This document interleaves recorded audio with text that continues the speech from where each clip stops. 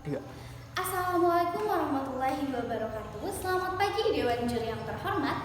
Saya Jumita Sari dari SMA Negeri 4 Tanjung Jabung Barat. Di sini saya sebagai tim pemerintah akan memberikan beberapa argumen-argumen saya mengenai mosi kita hari ini, yaitu sebagai negara berkembang dengan potensi maritim, Dewan ini tidak akan menggunakan strategi ekonomi biru. Ekonomi biru adalah strategi pembangunan ekonomi nasional yang mengandalkan sumber daya kelautan atau potensi maritim yang dimiliki oleh suatu negara.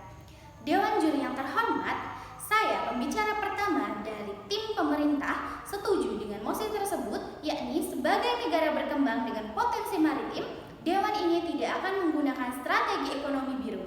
Hal ini akan saya paparkan dalam argumen-argumen saya. Dewan Juri yang terhormat, sebelum saya melanjutkan ke argumen saya akan membahas latar belakang dari masalah ini atau dari kenapa mosi ini muncul. Dewan Juri yang terhormat, seperti yang kita ketahui bahwa Indonesia adalah negara maritim dengan terdiri dari 62% perairan dan laut. Oleh karena itu, tentunya potensi penggunaan strategi ekonomi biru memiliki potensi yang besar. Oleh karena itu, kampanye ekonomi biru sudah berlangsung sejak pemerintahan Bapak Susilo Bambang Yudhoyono hingga dilanjutkan oleh nawacita Bapak Joko Widodo. Namun, hingga saat ini hasilnya masih belum maksimal dan mengalami banyak kendala. Dewan Juri yang terhormat, selain dari sektor perlautan, Indonesia juga memiliki berbagai macam sektor lain seperti perkebunan dan pertambangan.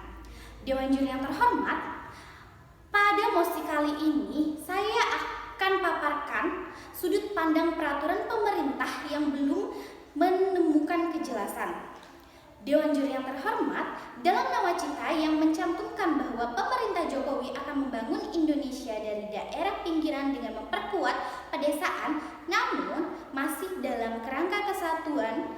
Hal tersebut masih menjadi strategi Jokowi untuk memprioritaskan pilar ekonomi sebagai diplomasi luar negeri Indonesia dalam mendukung pembangunan dan kemandirian ekonomi nasional. Sayangnya, niat yang sudah terucap sejak bertahun-tahun lalu itu belum juga terlaksana dengan baik. Menurut peneliti Institute for Development of Economics and Finance atau INDEF, Bu Rusi Abdullah, pelaksana ekonomi biru hanya kuat di ucapan saja.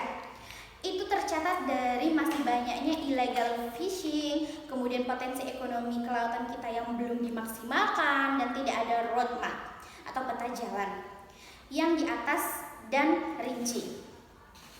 Dewan Juri yang terhormat, Indonesia memiliki penghasil sektor lain yang lebih besar dibandingkan sektor kelautan. Contohnya, sepanjang tahun 2021, sektor pertambangan dan penggalian berhasil menyumbangkan 1,52 triliun atau 8,98%, sektor informasi dan komunikasi 748,75 triliun atau 4,41%, jasa keuangan dan asuransi 736,19 triliun atau 4,34%, keuangan dan asuransi 736,19 triliun atau 4,34%.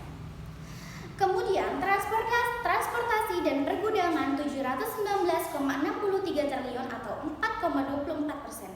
Setelah itu, sektor yang menjadi penyumbang di BPD nasional terkecil adalah pengadaan air dan pengelolaan sampah senilai 2,2 triliun. Dewan Juri yang terhormat, seperti yang kita lihat bahwa selain wilayah perairan, negara ini juga mempunyai sektor-sektor lain yang lebih banyak menghasilkan devisa negara. Selain itu, aturan ekonomi biru juga masih terpecah-pecah. Dengan demikian, dari apa yang sudah saya paparkan di atas dan didukung dengan berbagai macam bukti, saya sudah menjelaskan bahwa